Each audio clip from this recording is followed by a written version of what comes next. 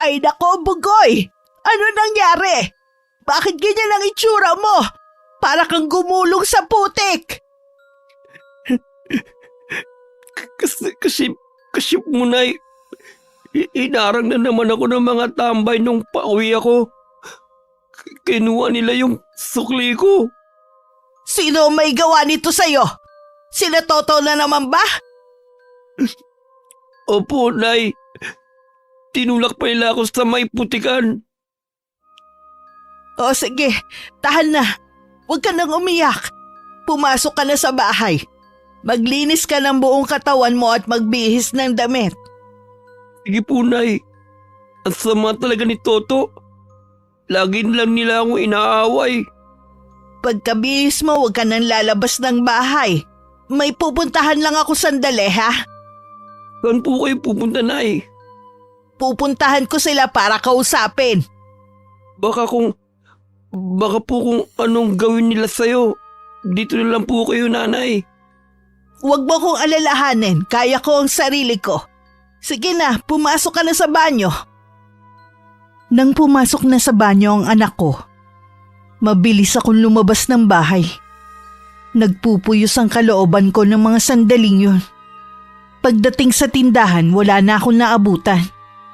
Ang naiwan sa tabing daan ay ang bote ng suka na pinabibili ko.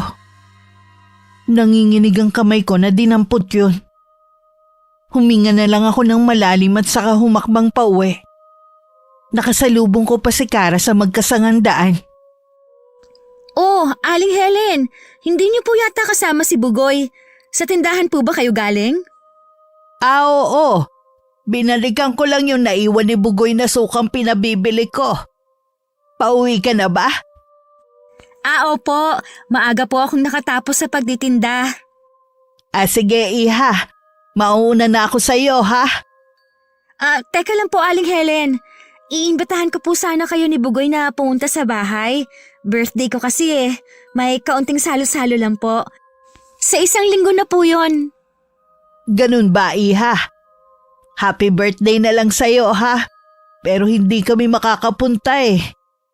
Sigurado kasing maraming taong pupunta sa inyo. Ayoko kasing maging tampulan na naman ng tukso ang anak ko. Katulad kanina. May nangyari po ba kay Bugoy kanina? Pinagdiskitahan na naman ni na Toto kanina. Pinuntahan ko nga ngayon eh, pero wala na sila. Itong suka na lang ang naiwan. Gago talaga yang si Toto at yung mga tropa niya.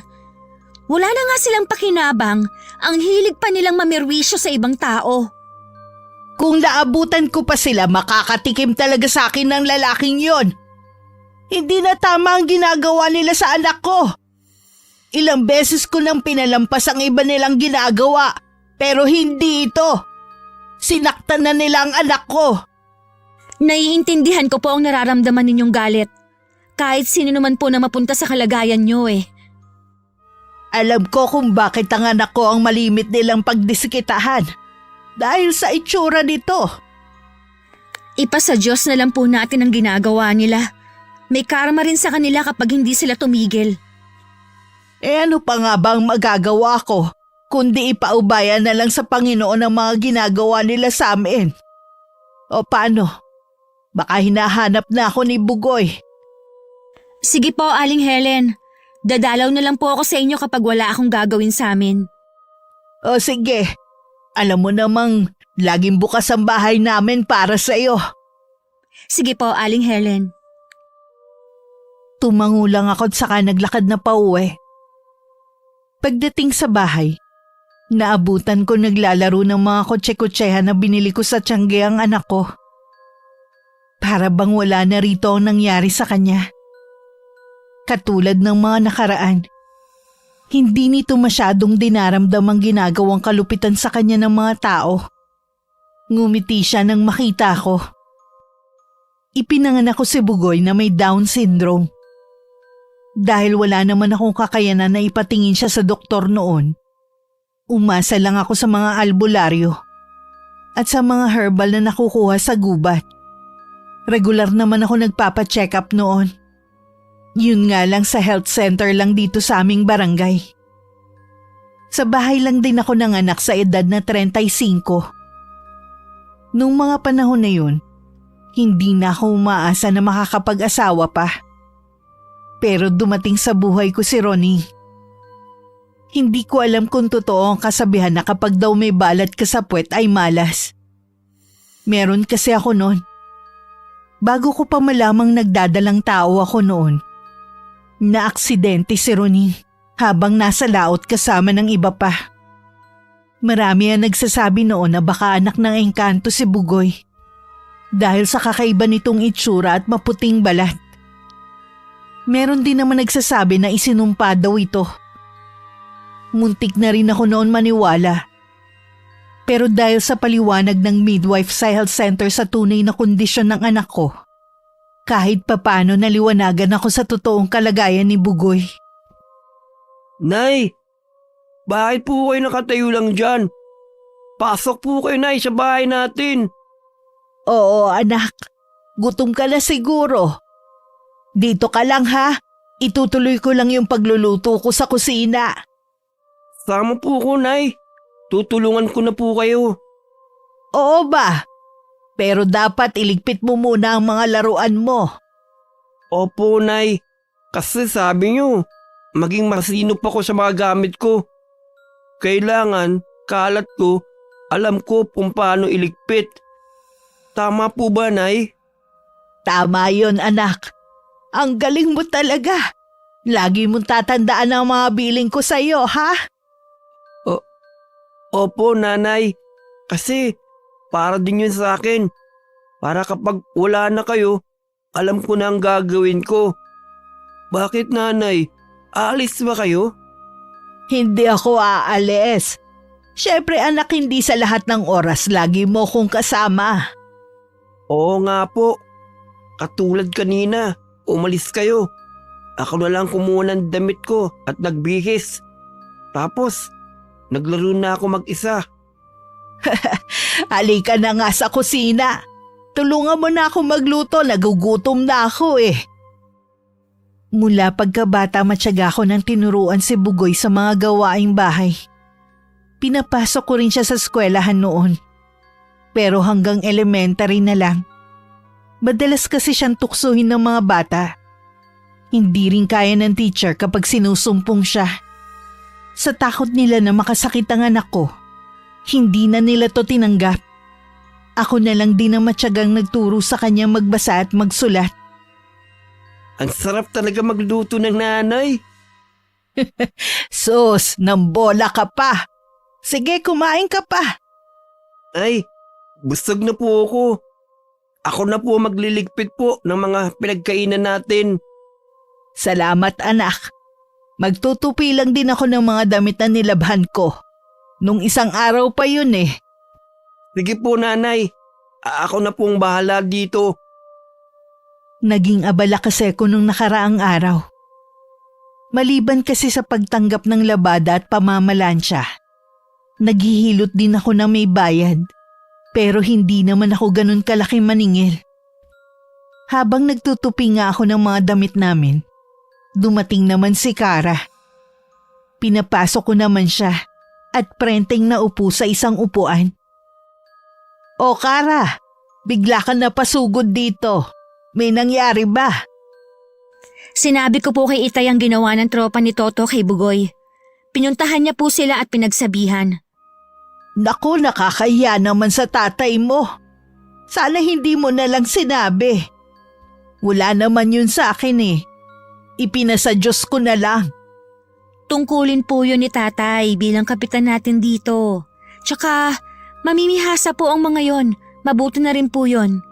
Para magtanda sila. Hindi lang naman po kasi si Bugoy ang pinagtripan nila dito. Salamat sa'yo, Kara ha. Ang dami mo ng pabor na ginawa sa amin. Wala po yon, Aling Helen. Yung mga pabor na ginagawa ko sa inyo, wala po yon sa ginawa sa akin ni Bugoy na pagliligtas nun sa akin. Matagal na nangyari yon. Hindi mo pa rin ba nakakalimutan? Hindi po. Habang buhay ko pong tatanawin ang pagliligtas sa akin ni Bugoy sa muntikan ko ng pagkakalunod. Nasaan nga po pala si Bugoy? Nandito ako. Narinig ko lahat ng sinabi mo.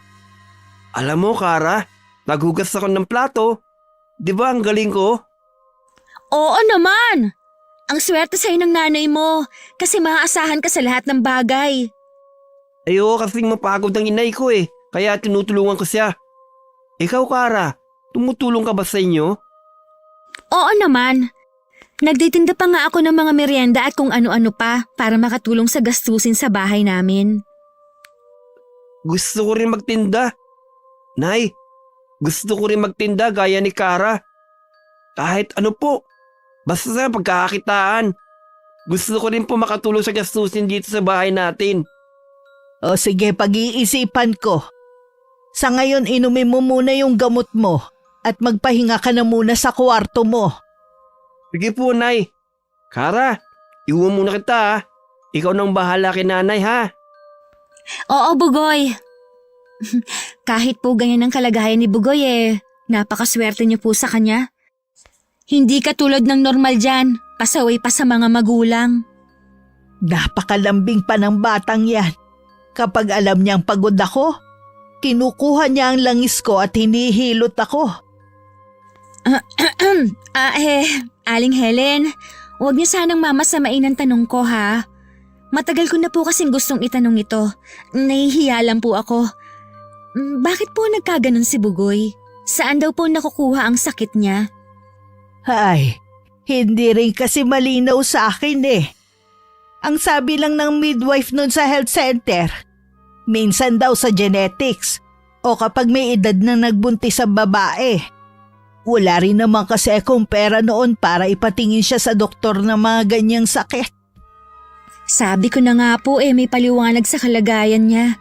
Hindi naman po ako naniniwala na anak si Bugoy ng engkanto o sinumpa siya. Masanay ka na sa mga taga rito na mahilig humabi ng kwento. Oo nga po, marami pa rin talagang naniniwala sa sinaunang paniniwala at pamahiin. Ay, isa lang ang kinatatakutan ko, Kara. Kapag nawala na ako, sinong titingin sa anak ko? Yung nga lang nandito pa ako Malupit na sa kanya ang mga tao. Paano pa kaya kapag nawala na ako? Huwag niyo po munang isipin yan. Matagal pa po kayong makakasama ni Bugoy. Nagiging totoo lang ako, Kara. Hindi lahat ng tao mauunawaan ang kalagayan ng anak ko. Ako lang ang kayang magmahal at magtiyaga sa kanya. Alam ko po na mahirap ang sitwasyon niyo. Pero wala pong imposible sa Diyos kung ibibigay niyo sa Kanya ang lahat ng suliran ninyo. Tama ka. Minsan gusto ko rin sisihin ang sarili ko sa nangyari sa kanya. Kung alam ko lang sana na ganyan ang magiging kondisyon niya. Sana mas pinili ko na lang na huwag mag-asawa.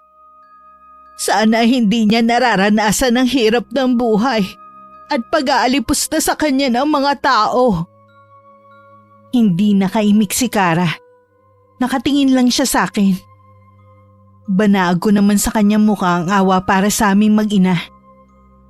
Araw ng Martes, may kailangan akong hilutin sa kabilang sitio. Medyo may kalayuan rin yun.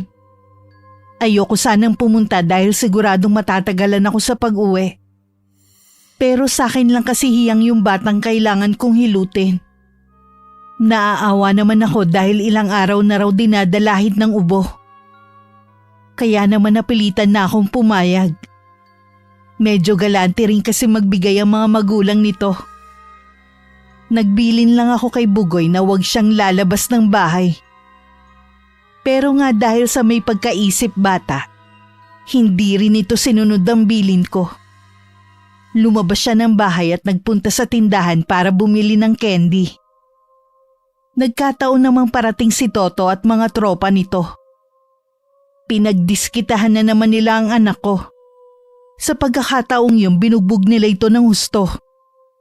Hanggang mapahandusay na lang sa lupa. Mabuti na lamang dumating si Kara at tinawat sila. Talaga bang hindi kayo marunong maawa sa tao? Ano bang nagawa sa inyo ni Bugoy? Bakit niyo siya pinagtitripan? Gago yan Pati ikaw, Kara. Alam mo ang pinagsabihan kami ng tatay mo, ha? Akala mo kung sino siya. Tama lang na pagsabihan kayo. Wala na kayong ginawa kundi saktan si Bugoy. Bakit ba pinagtatanggol mo pa yung abnormal na yan, ha? Ano ba pinakain yun sa'yo, ha? Mas abnormal ka pa kay Bugoy. Kahit isip bata siya, mas maaasahan pa siya kesa sa inyo. Maaasahan daw. Baka kamo pabigat sa buhay. Kayo ang pabigat sa buhay. Titiyakin ko na makakarating to kay tatay. Sige, magsumbong ka. At mananagot na naman sa akin ang abnoy mong kaibigan. Huwag mo akong takutin, Toto. Hindi kita tinatakot. Sinasabi ko lang ang pwede mangyari dyan sa kaibigan mo. Oras na saktan niyo ulit si Bugoy. Ang tatay ko nang makakalaban ninyo. Sa tingin mo kaya matatakot mo pa kami? Eh bakit ka nang gagalaitin nung sinumbong kita sa tatay ko? Dahil pinahiya niya ako sa harapan ng nobya ko. Doon ba naman kami pinagsabihan? Alam mo kung sinong matino? Tatay ko nga, hindi ako pinapagalitan sa harap ng maraming tao. Tatay mo lang nakagawa nun nang dahil pa sa abnoy na yan. Ibig sabihin gumaganti ka, kaya niyo binugbog si Bugoy. Mga katulad lang ba niya ang kaya niyo, ha? Lahat ng kumakalaban sa amin, tinuturoan namin ng leksyon. Kaya ikaw, mag-iingat ka na. Kahit babae ka, pumapatol kami sa babae. Nagtatawanan pa ang mga to habang palayo sa dalawa. Tinulungan ng makatayo ni Kara ang anak ko at saka inuwi sa bahay. Agad naman hinanap ni Kara ang mga gamot sa bahay namin. Sa kanyang paghahanap, isang baol ang kanyang nabuksan. Nung una nagulat pa siya sa mga nakita niya. Pero sa huli nagpatay mali siya na lang siya. Nakita naman niya agad ang gamot sa kahon ng sapatos. Gagamutin na kita, Bugoy, para hindi na ma-impeksyon ang sugat mo. Bakit nila ako lagi inaaway? May ibang tao talaga ang masama, Bugoy. Hindi lahat ng makikilala mo ay mabait. Wala naman akong ginagawang masama sa kanila eh. Alam ko naman yun eh. Kaya nga pinagalitan ko sila kanina, di ba? Iwasan mo na lang sila hanggat maaari. Baka pagalitan ako ni inay. Bili niya kasi sa akin, wag akong lalabas ng bahay. Nagbili naman pala ang inay mo eh. Bakit kasi lumabas ka pa? Tingnan mo tuloy ang nangyari sa'yo. Bibili kasi ako ng candy. Sa susunod, dadalhan na lang kita ng maraming candy para hindi ka nalalabas kapag wala si Aling Helen. Talaga, Kara? Bibilan mo ko ng marami? Gusto ko ganitong candy oh. Oo, ganyan. At iba't ibang klase. Sige, gamutin mo na ako. Para mamaya pagdating ni nanay magaling na ako. Hindi na siya magagalit kasi hindi niya makikita may sugat ako. Kailangan pa rin natin sabihin sa nanay mo ang nangyari, Bugoy. Baka magalit siya kay Toto. Nasaan nga pala ang nanay mo? May labada ba siya ngayon? Wala. Meron lang siyang hinihilot sa ibang baryo. Ah, ganun ba? Maliban doon, may iba pa bang ginagawa ang nanay mo? Namamalansa at naglalaba.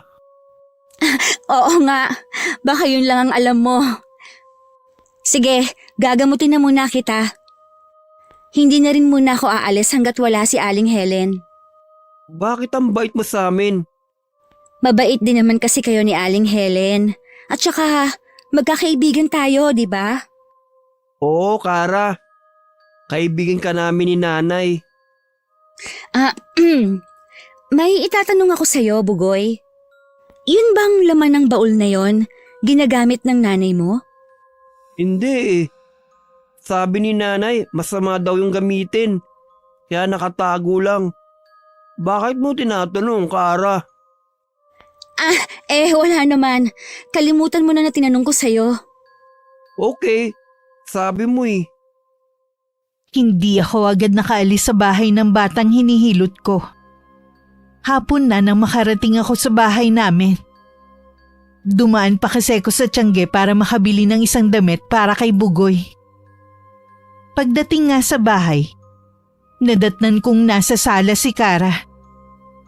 Agad ko rin napansin ang pasa at putok sa labi ni Bugoy. Pinaliwanag naman ni Kara ang nangyari. Sorry, Nay. Hindi ko po sinunod yung bili nyo. Gusto ko kasi ng candy. Wala kang kasalanan, anak. Hindi mo kailangan humingi ng sorry sa akin. Sila itong may malaking atraso sa'yo. Pinagsabihan ko rin nga po sina Toto. Sabi ko isusumbong ko sila kay tatay. Hanggat kaya ko magtitimpi ako sa kanila. Huwag lang nilang sagarin ang pasensya ko. Baka pagsisihan nila ang mga ginagawa nila. Ipaubaya na lang po natin kay tatay. Umaaksyon naman po ang ama ko eh. Ay, sige. Bibigyan ko pa sila ng isang pang pagkakataon. Isa na lang. Kahit nga po ang itay eh. Nauubusan na rin ang pasensya sa kanila. Kinausap ko na dati ang mga magulang nila. Parang mas talo pa sila ng mga anak nila eh. Bakit hindi nila masweto? Ang sabi po ng itay, nanawa na rin sa kakasermon. Kung ganon, mas gusto pa ba nilang ibang tao ang kumastigo sa mga anak nila? Baka pagsisihan nila. Hindi ko napansin na biglang kinabahan ng dalaga sa sinabi ko. Lingid sa akin, hindi sinasadya ni Kara na matuklasan ang matagal ko ng lihim. Nang mga sandaling yun, nakakaramdam din ng takot ang dalaga sa nakikitang galit sa akin. Sinabihan din ako ni Bugoy na hayaan na lamang sina Toto. Bahagya namang lumambot ang puso ko dahil sa sinabi ng anak ko. Sa kabila ng pagmamalupit ng mga taong yun sa kanya, parang baliwala lang dito ang mga ginawa nila. Napakabilis lang magpatawad ng anak ko. Pero hindi ako. Hindi pa pala kita napapasalamatan sa ginawa mong pag-aasikaso sa anak ko, Kara. Maraming salamat ha. Lagi kang nandyan. Wala po yon, Aling Helen. Pero mas maigi po siguro kung hindi nalalabas ng bahay si Bugoy. Baka pumapahamak na naman siya eh. Napag-isip-isip ko nga na isama na lang siya kapag aalis ako ng bahay. Hindi na rin kasi ko mapalagay eh kung maiiwan siya rito.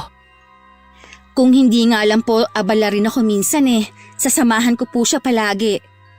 Masyado nang abala yon, iha. Tsaka ayoko na pag-isipan ka ng hindi maganda ng mga tao sa pagtulong mo sa amin. Isa nga rin po yun sa inaalala ko. Alam niyo naman ang mga tao dito sa atin. O paano po? Uuwi na ako.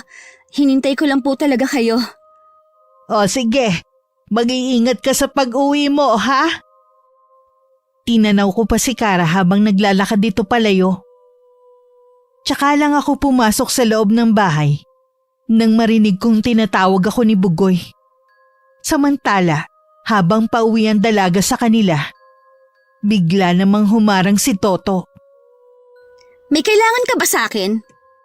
Bakit ba gano'n na lang ang pagmamalasakit mo sa abnoy na yun? Tigilan mo nang ang kakatawag mo na abnoy kay Bugoy. May tawag sa kondisyon niya. Oo na, sige na, Bugoy na. Pwede bang huwag ka na magsumbong sa tatay mo? Lagot na naman ako sa mga magulang ko nito eh. Takot ka naman palang isumbong. Ayaw mo pang magtino. Ayaw mo bang baguhin ang sarili mo, ha? Nandito lang ako para pakiusapan ka. Hindi para makinig sa sermon mo. Nagmamalasakit lang ako sa'yo. Baka pagsisihan ninyo ang ginagawa ninyo kay Bugoy. Anong ibig mo sabihin? Kung naniniwala ka sa karma, yun na yun. Huwag mong sabihin hindi kita binalaan. Alam kong meron ka pang nalalaman. Sabihin mo na kung ano yun. Wala na. Basta, makinig ka na lang sa akin. Alam mo, kung hindi ko alam na may nobyo ka, iisipin ko na may gusto ka sa Bugoy na yun eh. Ganyan ba talaga kadumi ang utak mo, ha? Oh, bakit galit ka? Kaibigan ko lang ang mag-ina.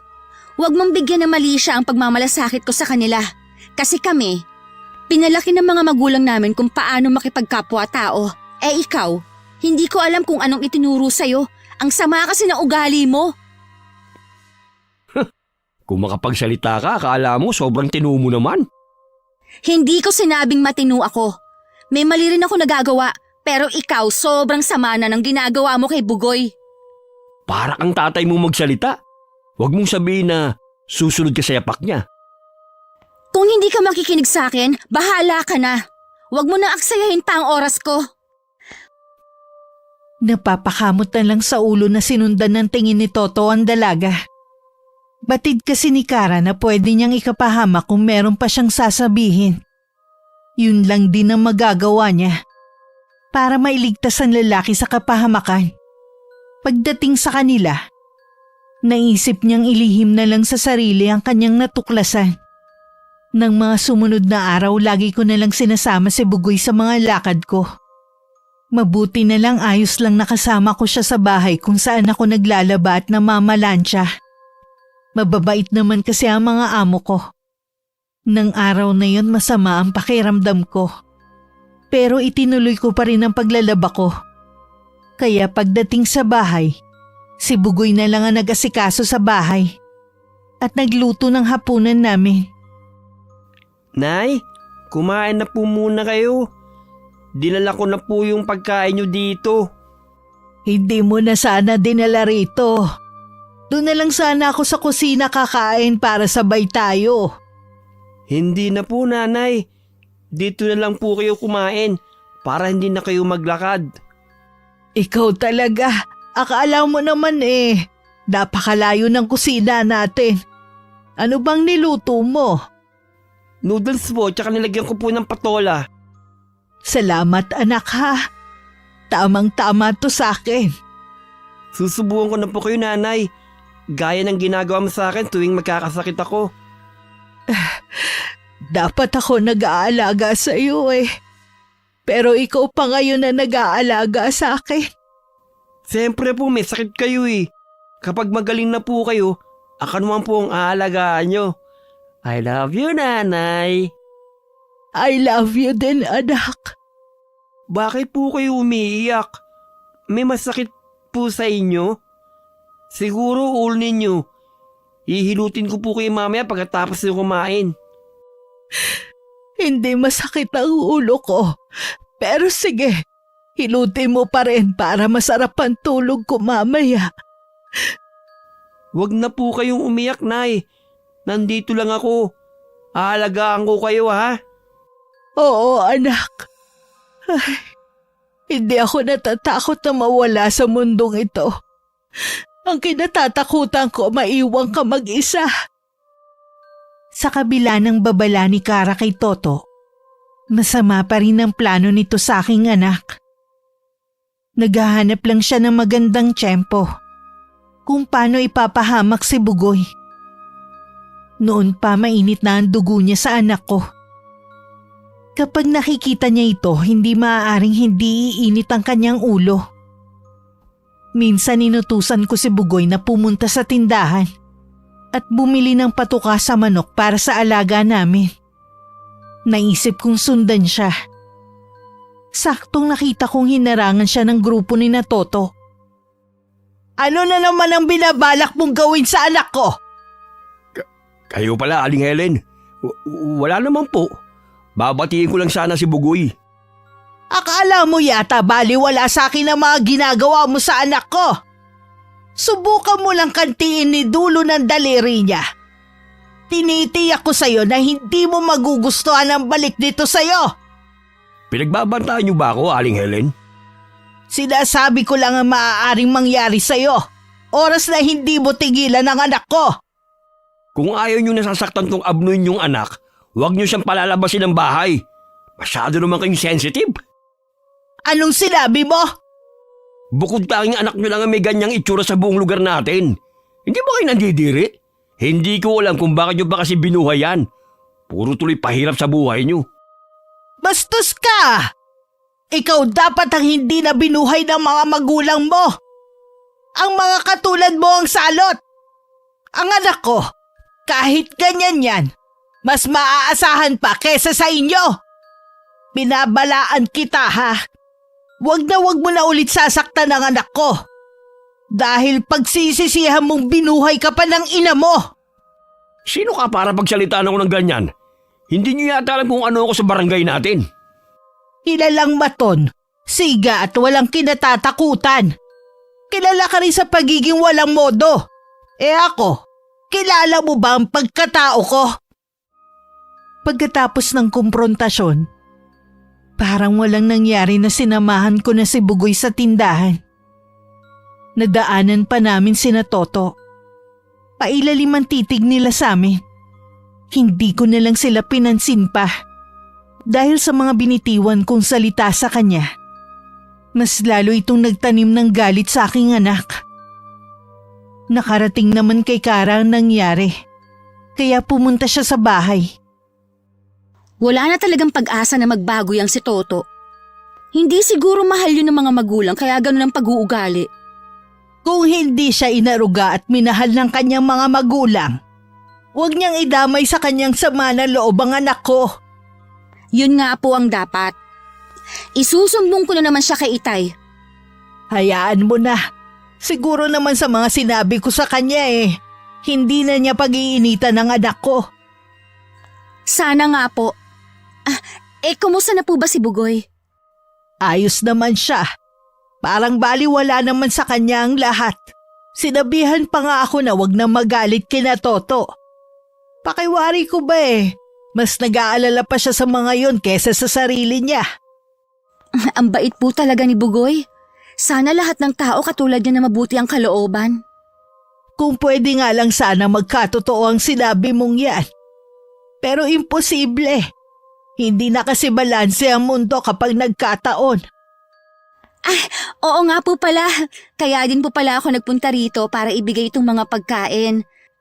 Pinagtira ko po talaga kayo dahil alam kong hindi kayo makakapunta. Ay oo nga pala. Birthday mo kahapon. Pasensya ka na iha ha. Wala akong regalo sa'yo. Ayos lang po yun. Hinahanap nga kayo ni na Itay. Sinabi ko na lang yung dahilan nyo. Naintindihan naman po niya kayo Pero sana daw, huwag nyo nang ilayo si Bugoy sa mga tao. Madali lang kasing sabihin yan. Pero mahirap sa akin bilang ina. Kung nasasaktan ang anak ko dahil sa ibang tao, mas doble ang sakit na nararamdaman ko tuwing nasasaktan siya. Naiintindihan ko po kayo, Aling Helen. Sino ba namang ina ang gusto na ikulong ang anak sa loob ng bahay? Pero wala akong pagpipilian Kailangan kami ang makisama sa mga tao. Kahit nga po ako, ipinapaliwanag ko sa kanila ang totoong kalagayan ni Bugoy. Pero sadya nga pong sarado ang isip ng ibang tao para maunawaan ang kalagayan nito. Hayaan mo na lang sila, iha. Huwag mo na lang silang pag-aksayahan ng oras mo. Hindi po ako magsasawa na ipaliwanag sa kanila ang tunay na kondisyon ni Bugoy. Kung alam lang nila kung gaano kabait at kalambing ni Bugoy, hindi sila mangingilag sa kanya. Akala kasi nila mananakit siya. Hindi nila alam si Bugoy ang laging napagtitripan. Hindi ko rin kasi sila masisisi na kulang sa kaalaman. Ako nga hindi rin sapat ang kaalaman ko pagdating sa kondisyon ng anak ko. Ang mahalaga naman po, na ipapadaman niyo kay Bugoy ang pag-aalaga at pagmamahal niyo. Sapat na po yun. Naging maayos naman ang mga sumunod na araw sa aming mag-ina. Wala na rin akong balita kay Toto at sa mga kaibigan nito. Nakakapunta na ulit si Bugoy sa tindahan. Nang hindi ako natatakot na pagdiskitahan na naman siya. Sa kabila nun may kaba pa rin ako sa dibdib ko. Na hindi ko maipaliwanag. Bugoy, tuwing lumalabas ka ba ng bahay hindi mo napapansin si na Toto? Matagal ko na silang hindi nakikita, Nay. Ganun ba? Baka nga nagbago na sila. Pero kung sakali mang makita mo sila sa labas, umiwas ka na lang ha, o di kaya umuwi ka na dito sa bahay. Opo, Nanay. Oo nga pala, bukas wala akong gagawin. Gusto mo bang mamasyal tayo sa bayan? Sige po, Nanay. Gusto ko po yan. Nanay, pwede ba tayong bumili ulit ng kotsi-kotsiyan? Bakit? Sira na ba ang mga laruan mo? Ayos pa naman po. Kaya lang, gusto ko po kasing Dagdagan yun eh. O sige, dadaan tayo sa Tiangge para bumili ng laruan mo. Yay! Ang bait talaga ni nanay. Tuwang-tuwa naman ang anak ko at napapalakpak pa. Hindi rin ito agad nakatulog sa sobrang excited sa lakad namin. Kahit hirap sa buhay at sakto lang minsan ang kinikita ko, gusto ko pa rin maglaan ng oras sa anak ko. Kahit sa simpleng pamamasyal namin sa labas at pagbili ng mga gusto nito. Naging masaya ang buong maghapon naming mag-ina. Kaya nung gabi, nakatulog agad si Bugoy dahil sa pagod. Ako naman nanatiling gising pa rin ng mga sandaling yun. Kinuha ko na lang ang baol, kung saan ko itinatago ang mga ginagamit ko sa kulam at barang. Nasa lahi talaga namin na may kaalaman sa pangbabarang. Bago mamatay ang nanay ko, sa akin niya yung pinamana, kasama ang kaalamang yun. Pero nang makilala ko si Roning, kinalimutan ko na yun at mas pinili kong mabuhay ng normal. Kinabukasan kahit kulang sa tulog, maaga ako naghanda ng almusal naming mag-ina. May trabaho pa kasi ko ng araw na yun. Nay, hindi na po ako sasama sa inyo. Eh bakit naman? Mas gusto ko po dito sa bahay. Maglalaro na lang po ako dito. Hindi naman po ako lalabas eh. Sigurado ka ba? Opo, Nay.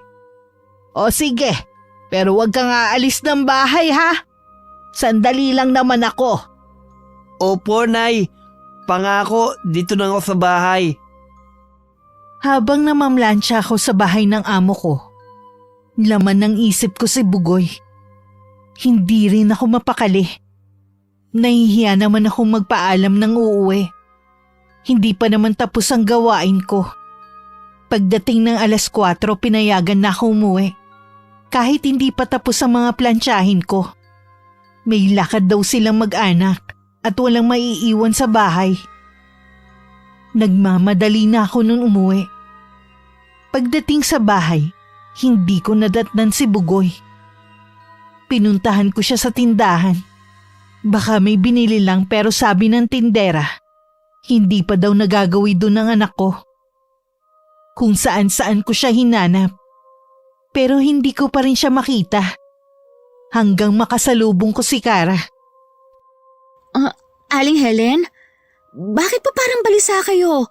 Saan po kayo nanggaling? Kanina ko pa kasi hinahanap si Bugoy. Hanggang ngayon hindi ko pa siya nakikita. Hindi ko po siya nakasalubong. Galing po kasi akong bayan. Sasamahan ko na po kayo sa paghahanap sa kanya. Salamat, Kara ha. Kanina pa nga ako kinakabahan eh. Baka may nangyari na kay Bugoy. Huwag po kayong mag-isip ng ganyan. Mahahanap din po natin si Bugoy. Baka po nawili lang sa paglalaro. Kung bakit kasi iniwan ko pa siya kanina eh. May trabaho po ba kayo kanina? Oo, namlansya ako kanina. Ayaw niya kasing sumama, gusto niya magpaiwan. Dapat kasi pinilit ko na lang siyang sumama sa akin. Huwag niyo na pong sisihin ang sarili niyo. Hindi niyo naman po alam na ganito ang mangyayari. Hindi naman niya ito ginagawa dati. Kahit naiiwan ko siya, nadatatnan ko pa rin siya sa bahay. Nasaan na kaya si Bugoy? Tinanong niyo na po ba ang mga kapitbahay niyo? Oo, pero hindi daw nila napansin kung lumabas ng bahay. Akala nga daw nila kasama ko. Doon po tayo sa may bayan maghanap. Baka may nakakita kay Bugoy. Kung sino-sino na ang napagtanungan namin. Pero walang nakakakita kay Bugoy. Halos nalibot na rin namin ang buong barangay. Humingi na rin kami ng tulong sa tatay ni Kara. Inabot na rin kami ng gabi sa paghahanap sa anak ko. Pero ni anino niya, hindi namin nakita. Mabuti pa, Kara eh. Umuwi ka na sa inyo. Baka hinahanap ka na ng mga magulang mo. Alam naman po nila na magkasama tayo, kaya hindi nila ako hahanapin. Siguradong gutom na siya at natatakot. Kahit na hindi ko alam kung nasan siya ngayon, nararamdaman ko may masamang nangyari sa kanya. Ipagdasal po natin ang kaligtasan niya. Sana naman makauwi siya ng ligtas. Hindi ko mapapatawad ang sarili ko kapag may nangyari sa kanya. Buong gabi ko naghintay sa pag-uwi ni Bugoy. Napilit ko rin na umuwi na muna si Kara sa kanila. Walang tigil ang pagdarasal ko sa isip na sana iligtas ang anak ko sa kapahamakan. Hindi ko na napigilan ang pagtulo ng luha ko sa aking mga mata. Diyos ko, iligtas niyo po ang anak ko sa kapahamakan. Nagmamakaawa po ako sa inyo. Si Bugoy na lang ang dahilan kung bakit ako lumalaban sa buhay. Hindi ko kakayanin kapag may masamang nangyayari sa kanya. Kahit wala akong balak kumain ng almusal, nagluto pa rin ako. Baka kasi biglang dumating si Bugoy. Maigi na yung may pagkain siyang daratnan. Hawak ang picture namin ni Bugoy habang walang tigil ang pagluha ko. Nang humahangos na dumating si Kara. Aling Helen, alam ko na po kung nasaan si Bugoy. Nasaan si Bugoy? Nasaan ang anak ko, Kara? Aling Helen, huwag po kayong mabibigla ha. Pero nasa presinto po si Bugoy. Nakakulong po siya dahil daw sa tangkang panggagahasa. Ano ka mo? Hindi yun magagawa ng anak ko. Sigurado ka bang si Bugoy yun? Opo, kinumpirma po ni tatay. Imposibleng magawa yun ni Bugoy. Kilala mo ang anak ko, Kara. Maaaring napagbintangan lang siya. Yun din po ang hinala namin ni Itay. Samahan mo ko, Kara. Kailangan kong puntahan ng anak ko. Sige po, Aling Helen. Umalis na po tayo. Habang papunta kami sa presinto ni Kara, panay ang dasal ko sa isip. Pakiramdam ko din ng mga sandaling yun. Napakatagal ng pag-usad ng oras. Nang sa wakas makarating kami, kulang na lang talunin ko ang sinasakyan naming tricycle. Patakbo kong pumasok sa loob ng presinto at nagtanong.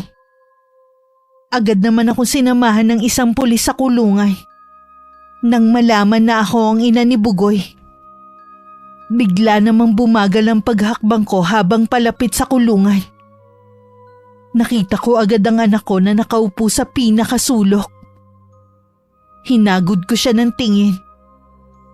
Alam ko agad na hindi maganda ang lagay niya. Bugoy! Anak ko!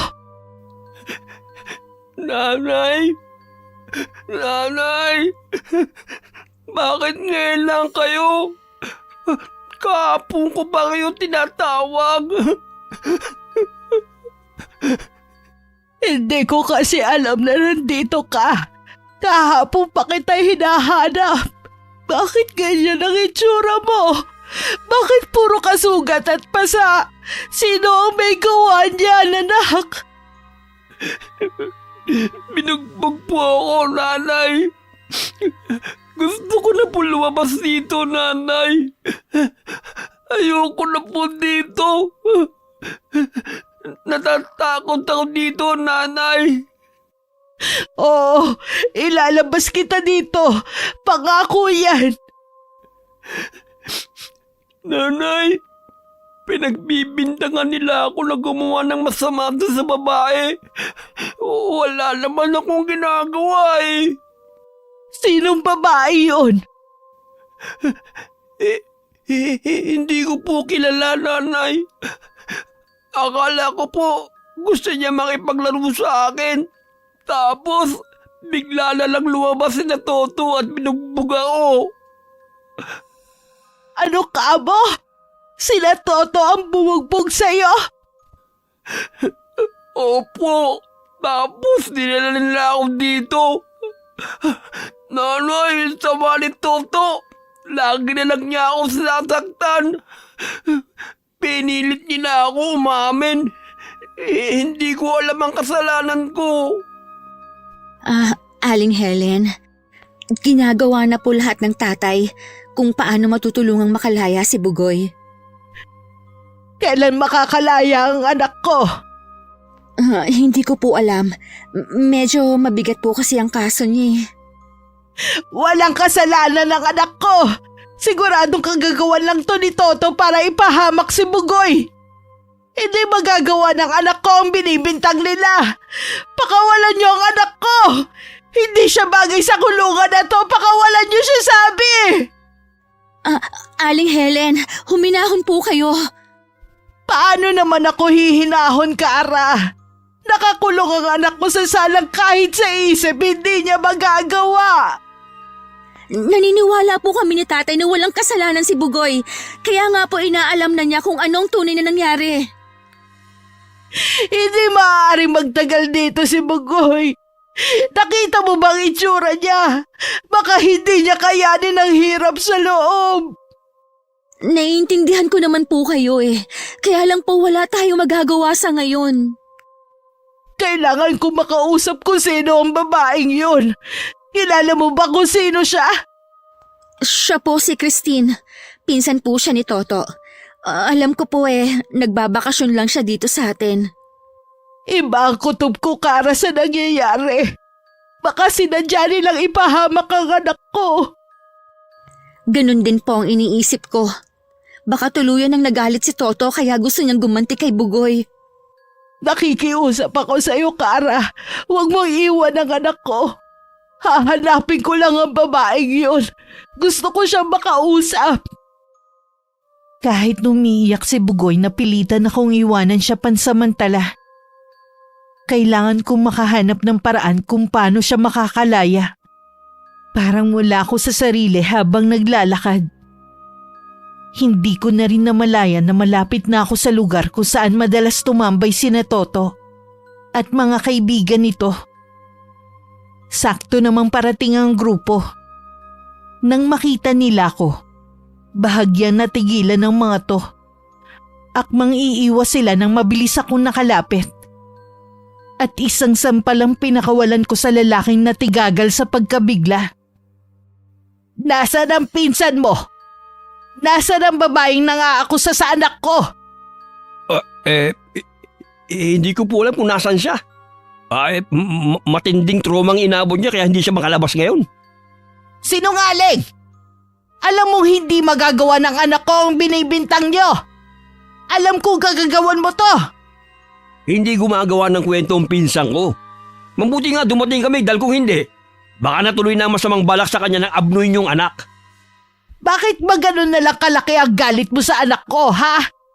Ano ba ang ginawa niyang masama sa'yo? Dapat kasi hindi niyo nalang binuhay ang anak niyo. Tignan niyo tuloy ang perwisyong ginawa niya. Pati tuloy ang pinsa ko na gusto lang magbakasyon dito, muntik pang mapahamak. Bawiin niyo ang paratang niyo sa anak ko. Wala siyang ginawang masama sa pinsan mo. Hindi totoong balak siyang pagsamantalahan ni Bugoy. Mabubulok na sa kulungan ng anak mo. Tanggapin niyo na lang yun. Isang rapist ang anak niyo. Hindi totoo yan. Pagbabayaran mo ng mahal ang maling bintang niyo sa anak ko. Huwag niyo kaming tinatakot. Mas matakot ka sa pwede mangyari sa anak mo sa kulungan. Alam niyo ba kung anong ginagawa sa mga katulad niyang rapist, ha? Hindi mo alam kung ano ang kayang gawin ng isang ina. Ano magagawa niyo? Uugod-ugod na naman kayo eh. Huwag nga kayo magpatawa dyan.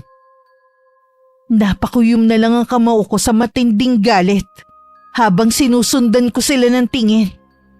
Muli akong bumalik sa presinto. Wala pa rin tigil sa pag-iyak si Bugoy at nagmamakaawang ilabas ko siya. Umiiyak akong humarap sa mga pulis na naroon. Napansin niyo naman siguro ang kondisyon ng anak ko. Kayo na ang humusga kung kaya ba niyang gawin ang ibinibintang sa kanya.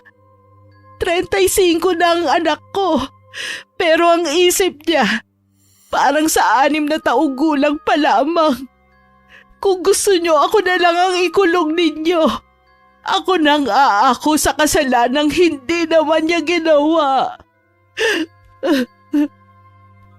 Napatungo lang ang mga naroon. Kahit hindi man magsalita, naroon ang simpatya sa mga mata nila para sa amin. Alam kong ginagawa lang nila ang mga trabaho nila. Kahit ang ama ni Kara walang nagawa.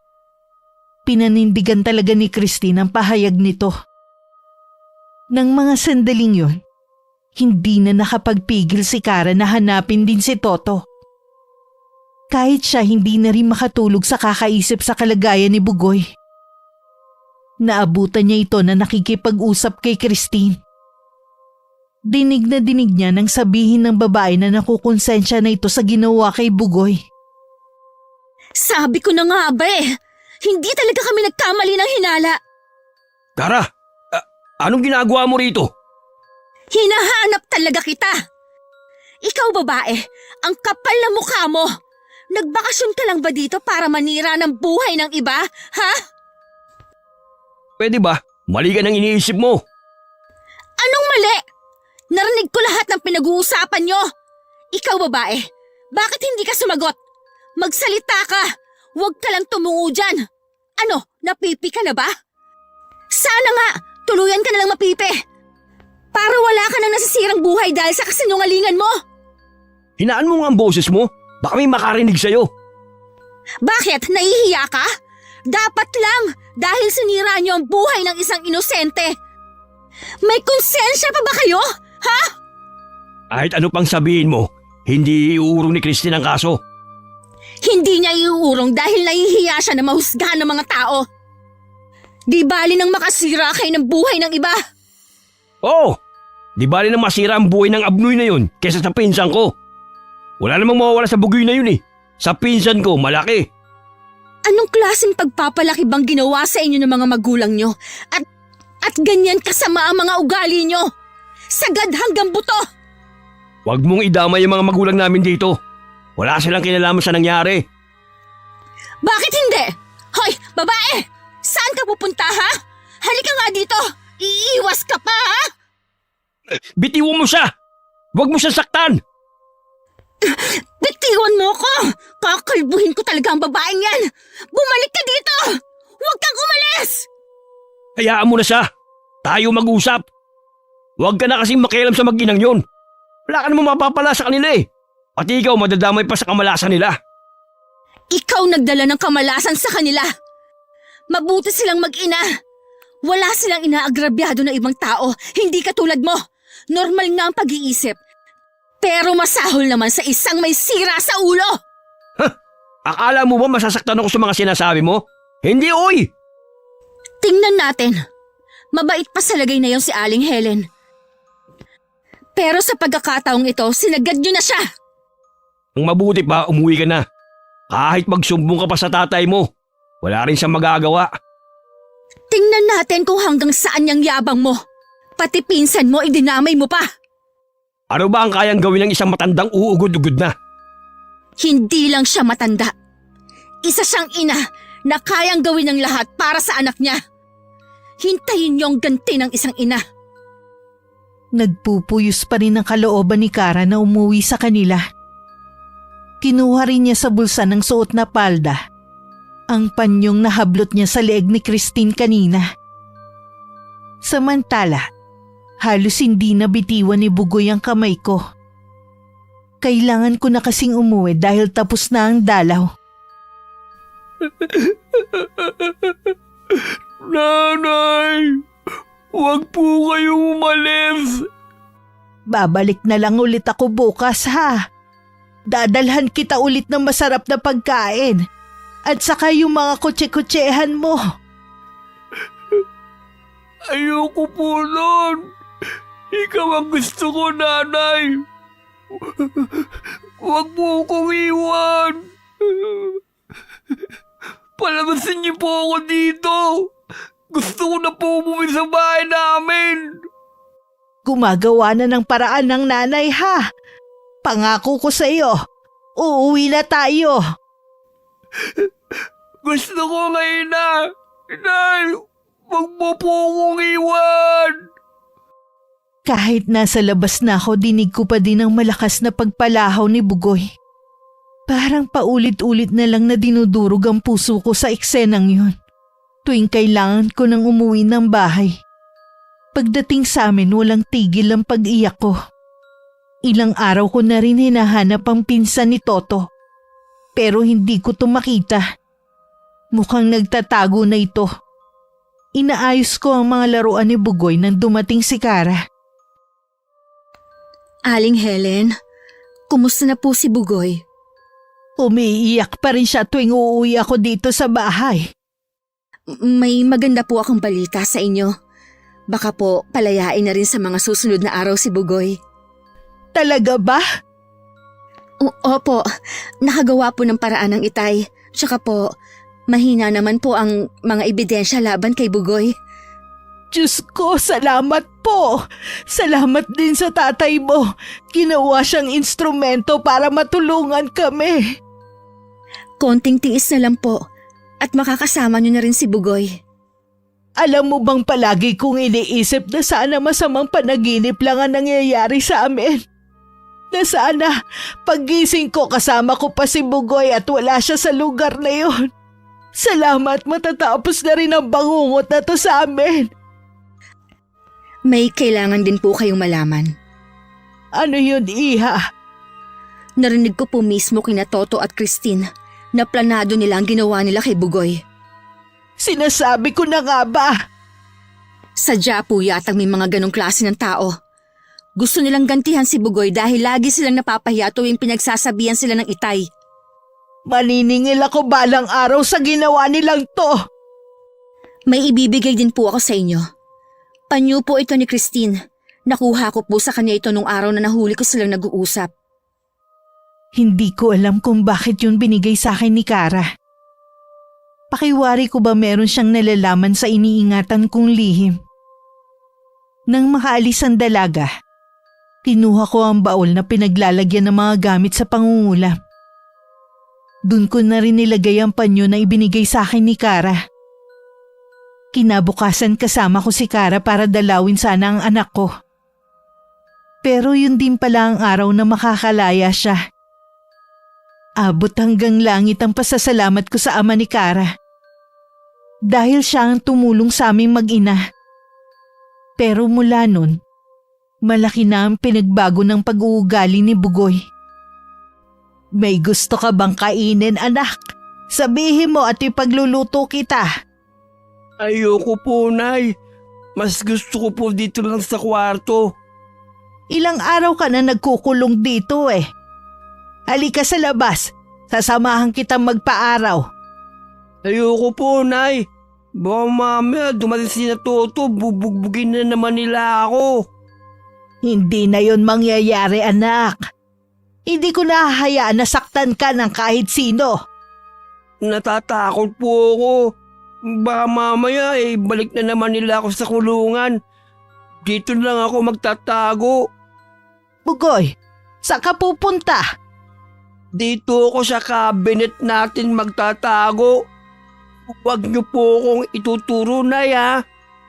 Walang kukuha sa'yo dito sa bahay natin. Lumabas ka na dyan. Baka mamaya hindi ka makahinga dyan. Huwag po kayong makulit. Sinabi ko nang dito lang ako eh. Pero anak, hindi ako makapaniwala sa inaasal na yun ng anak ko. Sa isang iglap bigla siyang nagbago. Ang dating malambing na binata ay naglaho na. Hindi lang yun ang napansin kong pagbabago sa pag-uugali ng anak ko. Maliban sa hindi na niya gustong lumabas ng bahay, naging bugnutin din siya. Malimit siya magwala kapag may hindi nagugustuhan. Anong nangyayari sa iyo, anak? Bakit ka umiiyak?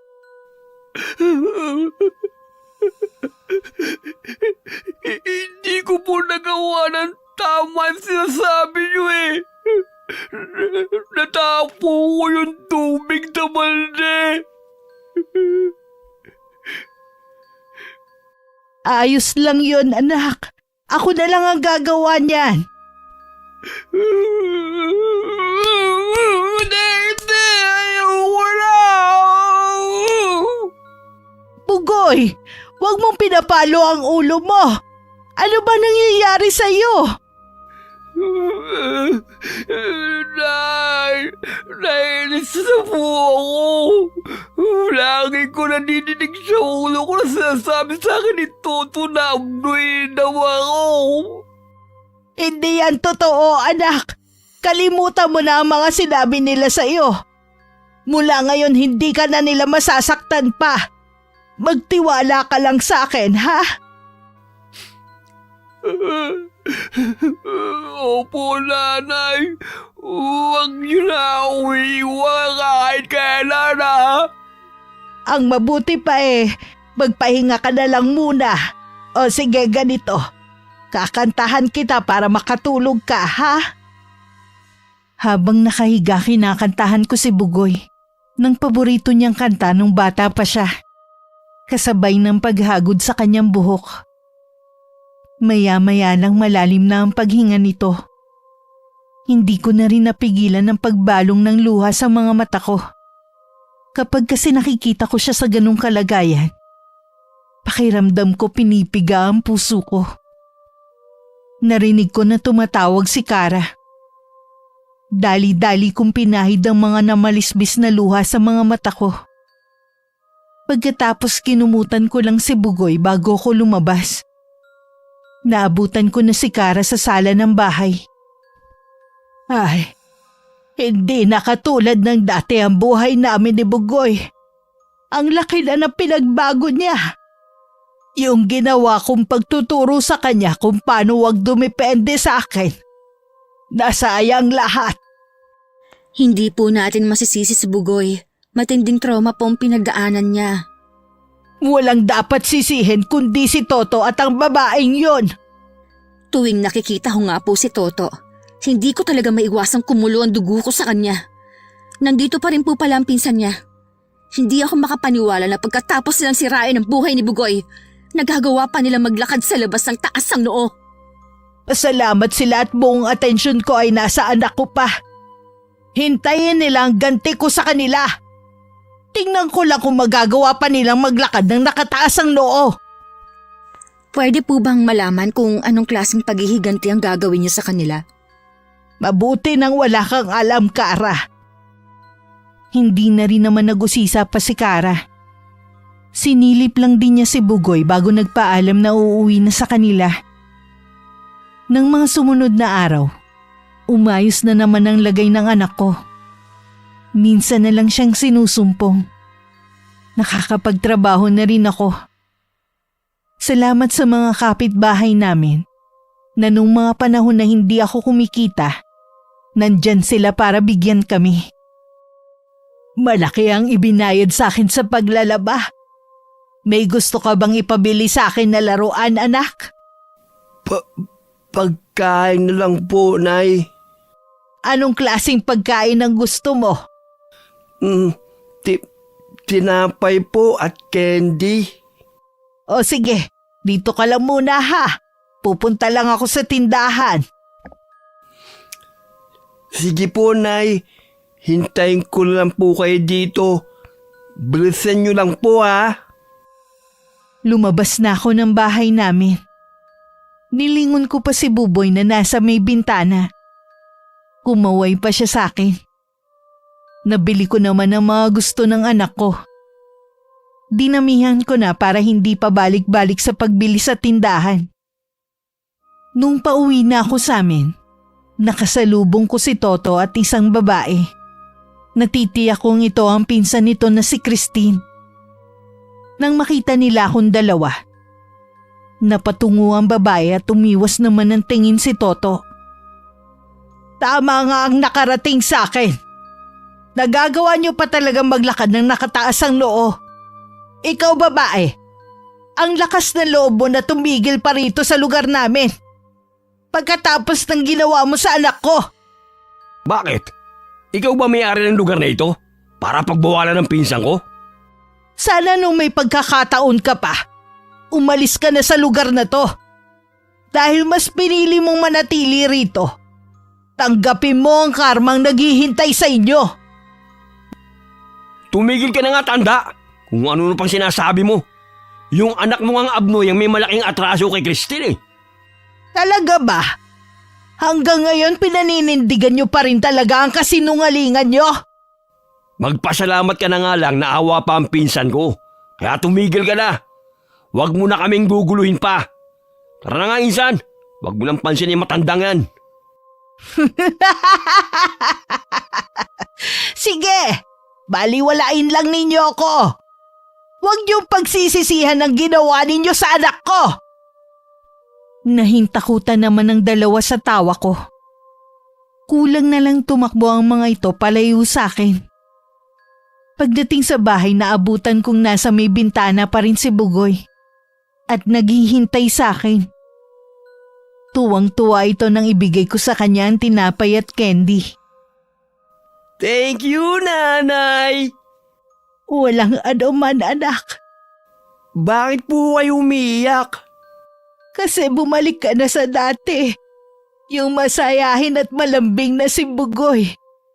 Huwag na po kayong malungkot, nanay. Ayoko pang makita kayong umiiyak eh. Hindi na, anak. Basta ang mahalaga sa akin, ayos ka na. Lagi na po akong makikinig sa inyo para hindi na kayo malulungkot. Itinuunan nito ang pansin sa pagkain ng candy. Hinayaan ko muna siyang maglaro. Ako naman pumunta sa silid ko para maghanda sa gagawin kong ritual mamayang gabi. Parang sasabog ang dibdib ko ng mga sandaling yun sa matinding galit. Kahit konting awa, hindi na ako magbibigay pa. Kinagabihan ng matiyak kong tulog na si Bugoy. Tsaka ako'y sinagawa ang maitim kong balak. Halos maubos ang lahat ng lakas ko. Magkaganon man napangiti pa rin ako. Dahil batid kong nagtagumpay ako sa aking plano. Ilang araw ang lumipas, bumisita sa amin si Kara. May dala siyang mga pasalubong para kay Bugoy. Salamat sa iyo, Kara. Bait mo talaga. Wala yon, Bugoy. Kumusta ka na? Buti naman lumalabas ka na ng bahay nyo. Hanggang dito lang sa labas ng bahay namin.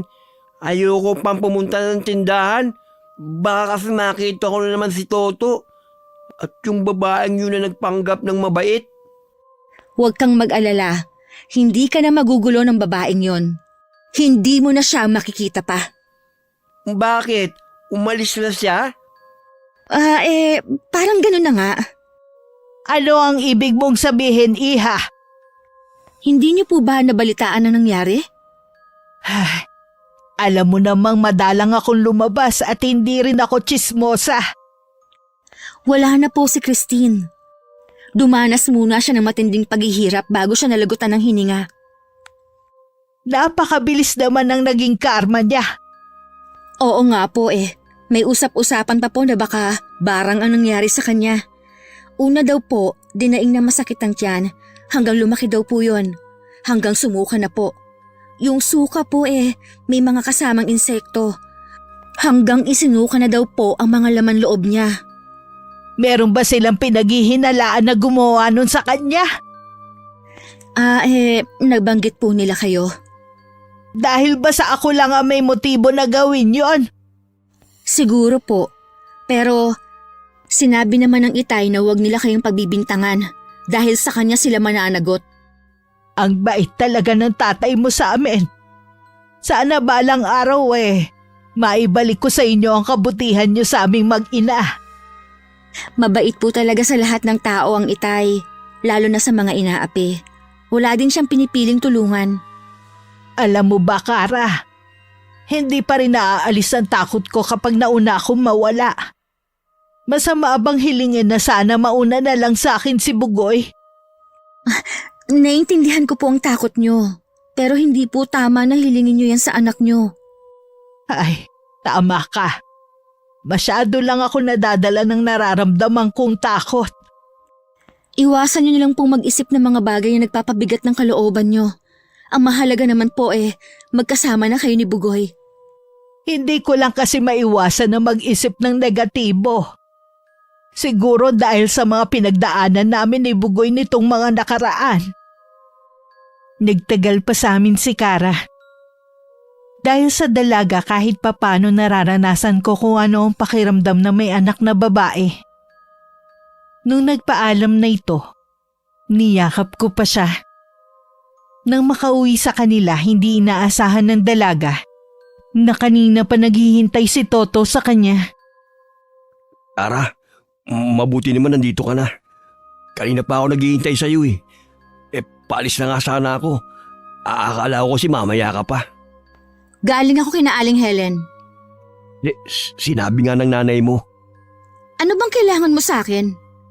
Siguro naman nabalita mo na nangyari sa pinsan ko. Marami nagsasabi na binarang siya eh. Baka naman may sakit ang pinsan mo. Hindi nyo lang naagapan. Naniniwala ako na barang ang ikinamatay niya. Walang sakit ang pinsan ko nung pumunta siya rito. Sino naman ang gagawa nun?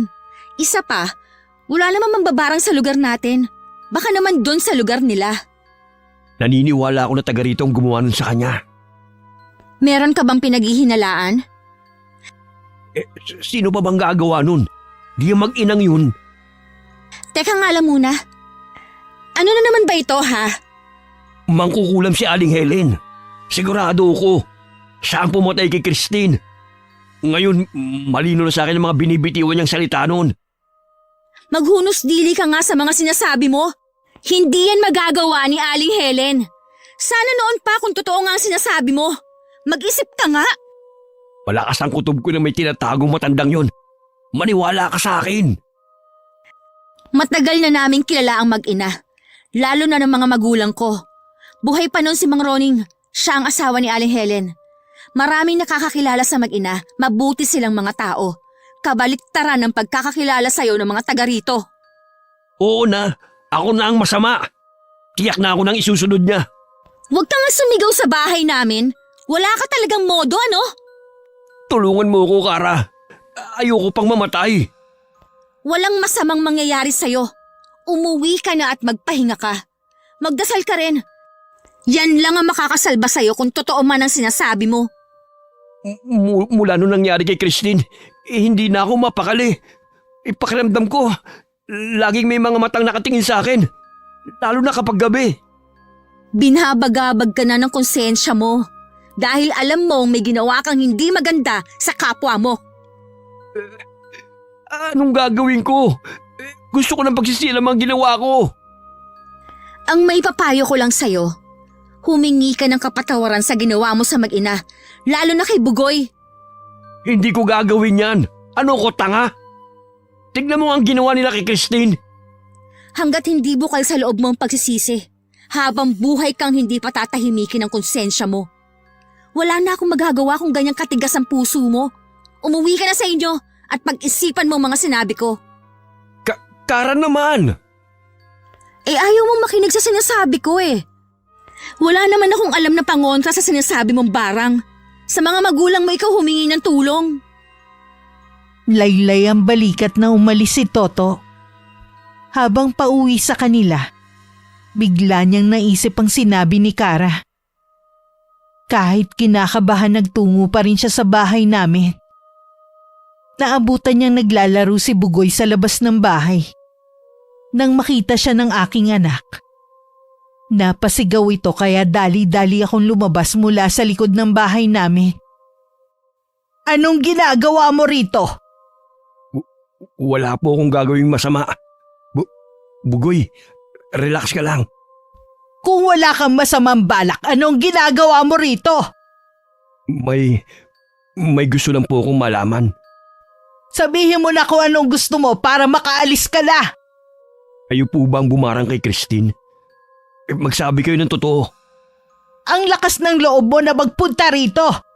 Tapos tatanungin mo ko tungkol sa nangyari sa pinsan mo? Walang ibang may motibo kundi kayo. Malaking galit nyo sa amin dahil sa ginawa namin kay Bugoy. Kulang pa ang nangyari sa kanya sa ginawa niyo sa anak ko. Kung ganun tama ako. Isa kayong mangkukulam. Mangkukulam kayo. Sige, ipagsigawan mo pa. Ipangalandakan mo sa lahat ng tao. Sa tingin mo kaya may maniniwala sa'yo? Ang pamilya ko naniniwala sa akin. Wala akong pakialam. Hindi ka rin naman nila matutulungan. Umalis ka na kung ayaw mo mapabilis ang pagpaparusa ko sa'yo. Balak mo rin pala akong patayin kagaya ni Christine. Dahil ikaw ang pasimuno, mas matinding paghihirap ang dadanasin mo. Mas matindi sa pinsan mo. Maawa po kayo sa akin. Marami pa akong gustong gawin. Plano ko na rin magbago alang-alang sa pamilya ko. Huli na para sa pagbabagong sinasabi mo. Sana bago niyo sirain ang buhay ng anak ko, nag-isip muna kayo ng 1,000 beses. Nakikiusap po ako sa inyo. Kung kinakailangan, luluhod ako sa harapan nyo. Lahat gagawin ko. Huwag nyo lang akong patayin. Walang kapatawaran ang ginawa niyo. Binigyan ko na kayo noon ng pagkakataon. Pero sinayang mo. Aling Helen, Bugoy, nagmamakaawa po ako sa inyo. Habang nakaluhod at nakatungo si Toto, inakay ko na si Bugoy na pumasok na kami sa loob ng bahay. Iniwan na namin si Toto na patuloy na tumatangi sa labas. Nagtataka naman ang mga kapitbahay namin. Dahil nakita nila ang lalaki na nakaluhod habang merong sinasabi. Naiiling na lang sila sa pag-aakalang nasisiraan na ito ng bait. Nay, bakit hindi niyo po pinatawad si Toto? Nagsisisi na po siya. Paulit-ulit na lang kasi ang ginagawa niyang kasamaan sa iyo. Kaya hindi ko na siya mapapatawad pa. Kawawa naman po siya. Umiyak pa rin siya hanggang ngayon eh. Hayaan mo lang siya. Aalis din yan mamaya. Huwag mo na siyang pakinggan pa. Doon ka na lang muna sa kwarto mo. Nay, alam ko po galit kayo kay Toto dahil sa ginawa niya sa akin. Pero hindi ba sabi niyo po matuto tayo magpatawad sa mga nagkakasala sa atin? Oo anak, itinuro ko nga pala yun sa iyo. Sige, para sa iyo, pinapatawad ko na si Toto. Salamat po, Nay. Ang bait niyo talaga. Sinabi ko lang yun para tumigil na si Bugoy. Pero kahit kailan hindi ko mapapatawad ang ginawa nila sa anak ko. Pagkatapos ng araw na yun, isinagawa ko na rin ang ritual na tatapos sa buhay ni Toto. Bago may masamang nangyari dito, nagawa pa nitong makipagkita kay Kara. Totoo ngang hinala ko kay Aling Helen. Anong ibig mong sabihin? Halos inamin na rin niya sa akin. Ako na ang isusunod niya. Imbis na tumawa ka na parang baliw, bakit hindi ka humingi ng kapatawaran sa kanila? Huli na para dyan. Kitang-kita kong matinding galit kay Aling Helen. Alam ko na hindi niya ako mapapatawad. Subukan mo pa rin humanap ng solusyon sa problema mo. May palagay akong alam mong tungkol sa pagkatao ni Aling Helen. Umamin ka. Alam mo, hindi ba? Oo, alam ko. Aksidente ko lang yung natuklasan. Bakit hindi mo kagad sinabi? Bakit ko naman gagawin yon, ha? Para ipahamak sila? Wala naman silang ginagawa sa'yo. Mas masahol ka pa sa matandang yun. Binalaan na kita noon, di ba? Pero hindi ka nakinig. Binalaan rin kayo ni Aling Helen.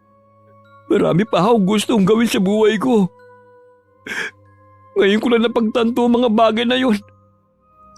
Maraming pagkakataon na pwede mong baguhin ang sarili mo, pero mas pinili mo pa rin ang maling daan. Nakaramdam naman ng awa si Kara.